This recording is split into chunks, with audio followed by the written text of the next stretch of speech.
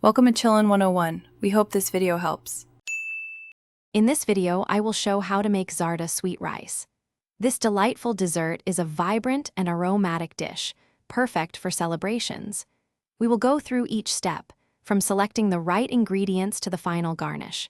You'll learn to create a perfectly balanced sweet rice with beautiful color and rich flavor, ready to impress your guests.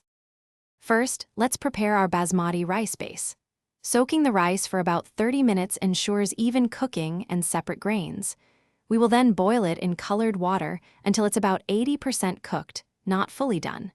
This partial cooking is crucial for the final texture, allowing it to absorb the sweet syrup later.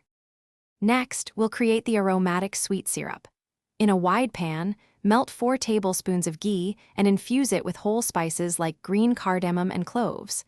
Then, add 1 cup of sugar and 1/2 cup of water, stirring until the sugar completely dissolves.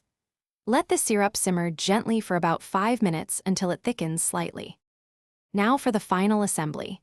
Carefully layer the partially cooked, colored rice over the simmering sweet syrup in the pan.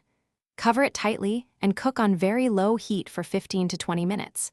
This dum cooking allows the rice to fully absorb the flavors and steam perfectly. Finally, garnish your beautiful Zarda sweet rice with toasted nuts and dried fruits, serving it warm. Thanks for watching. Consider subscribing if we helped you.